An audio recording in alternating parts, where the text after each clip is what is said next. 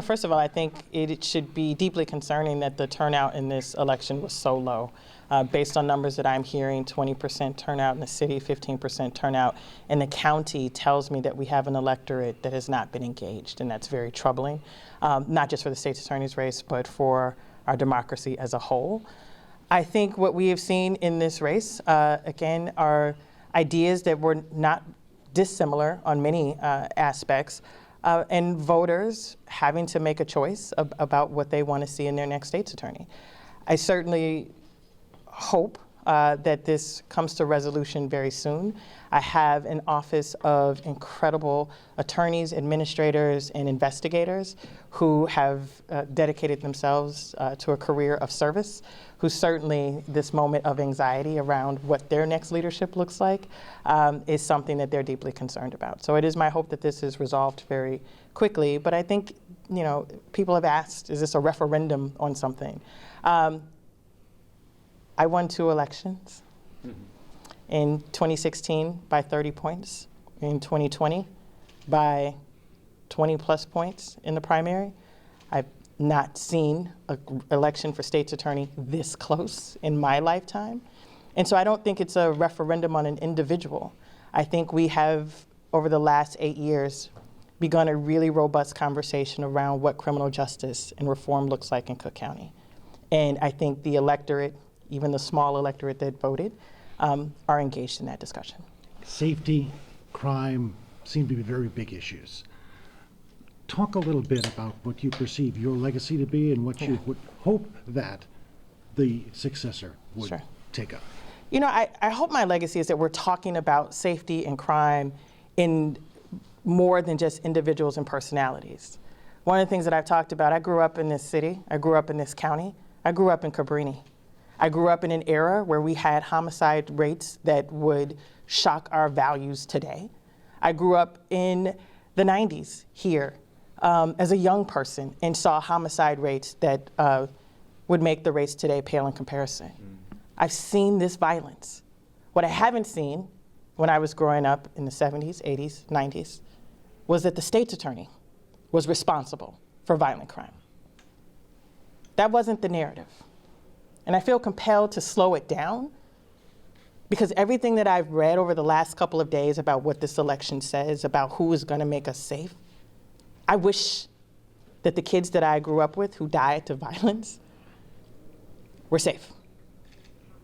I also wish that we had a level of engagement around justice and reform so we aren't paying $45 million settlements, that we aren't exonerating people after decades in prison.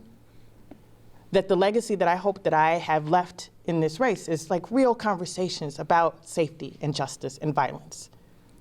And that we as a public stop minimizing the pain that we just talked about today to personalities. No one individual is going to change the trajectory of crime and violence in this city. It is not possible. And anyone who promises to do so is not being intellectually honest. So what I hope my legacy is that we have really difficult conversations that sometimes don't have really simple answers, and that we stop politicizing death and pain and real legitimate fear and work collectively on long-term lasting solutions. Are you concerned your legacy could be undone?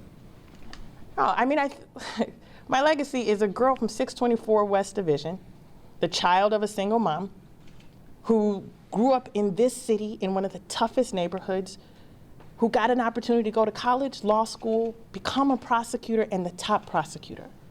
What I know is when I see little black girls and black boys and people who live in neighborhoods like the one I grew up in, they know that it is possible to come from an environment like the one I came from and not be a statistic. That legacy, that cannot be undone. I'm also very proud of the fact that a lot of the initiatives that we've done, bail reform has been codified into law. We're the first state in the country to eliminate cash bail. That the work that we did of not prosecuting low-level marijuana offenses turned into legislation that legalized marijuana.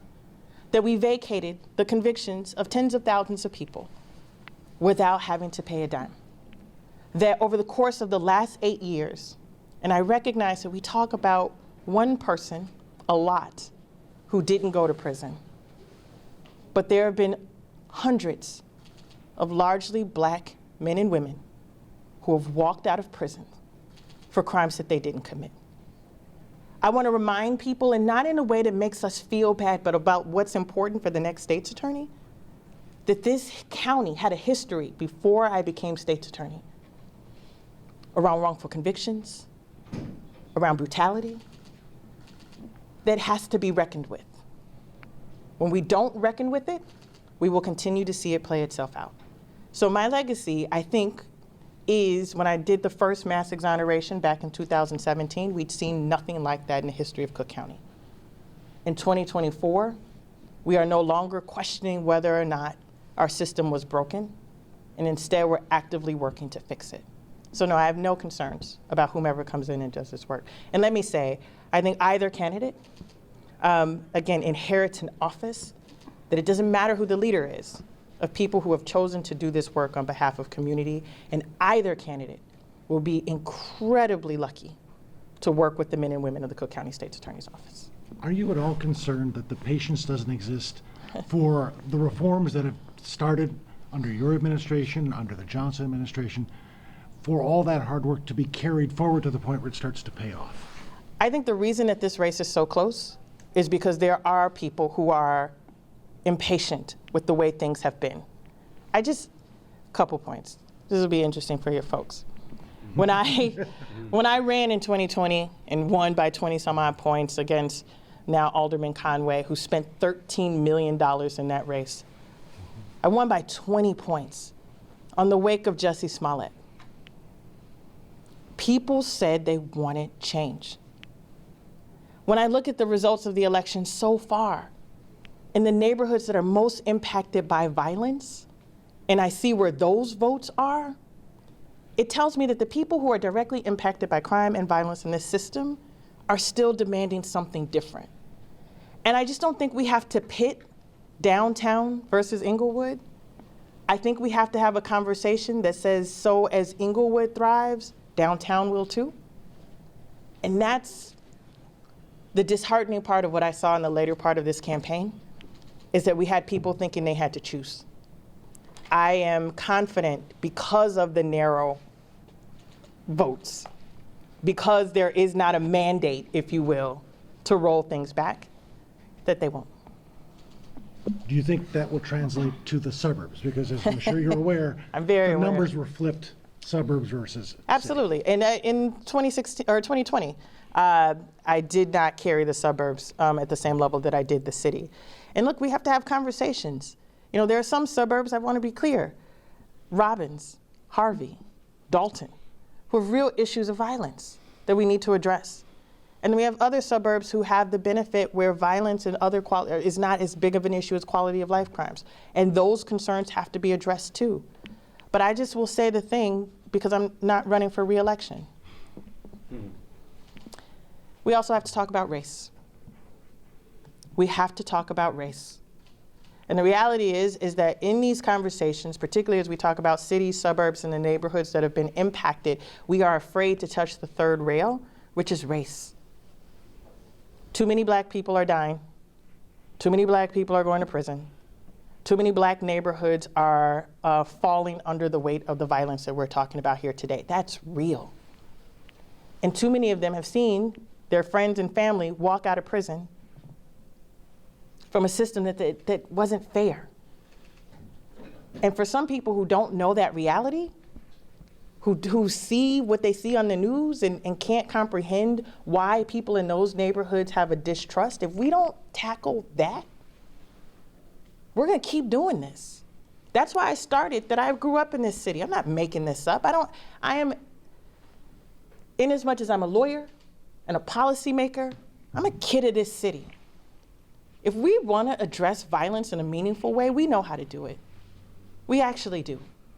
We invest in neighborhoods like the neighborhoods that Superintendent Snelling and I grew up in. I say this all the time. Cabrini is a completely different place today. They didn't have grocery stores when I grew up there. But they're so flush with resources, they got a place called iFly, where you can jump out of a fake airplane on Halsted in Division. When I lived at Halsted and Division, we didn't have access to medical care. And the violence in those neighborhoods were skyrocketing. It wasn't the people, it's the conditions. There are neighborhoods on the west side that have not been rebuilt since the riots of 1968. And it is not a surprise that those neighborhoods that have been disinvestment have high incidence of crime. And it's not black people are inherently more dangerous. We have black people living in neighborhoods that have been disinvested, and systemic racism has not allowed them to live their best lives. That's just it. And these are complicated, nuanced conversations, I get it. But if we don't have them, the patience, I'm running out of patience. I'm out of patience, but I'm also out of a job in 7 months. So getting back to the legacy question. Yes. Is Kim Foxx's legacy that she just made this place a little bit more fair? I think Kim Foxx's legacy is that we've made it a bit more fair. Also, I should say, nationally, the field of prosecution has shifted. The field has shifted. From Chicago to San Francisco to LA to Boston to Philadelphia to Manhattan, the field has shifted. That where we once were known as the false confession capital of the United States, we have led the country in the exoneration of individuals 5 out of the last 6 years. That once where we were the only office that shared felony level case data, every major prosecutor's office in big cities share their data. That marijuana legalization has spread and prosecutors have led the forefront.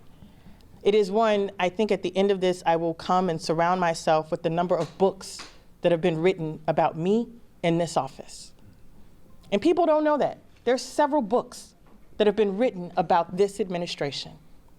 But we've been so caught up in John Catanzara hates Kim Foxx. And I get it. He should. He should. We don't share the same values and belief system.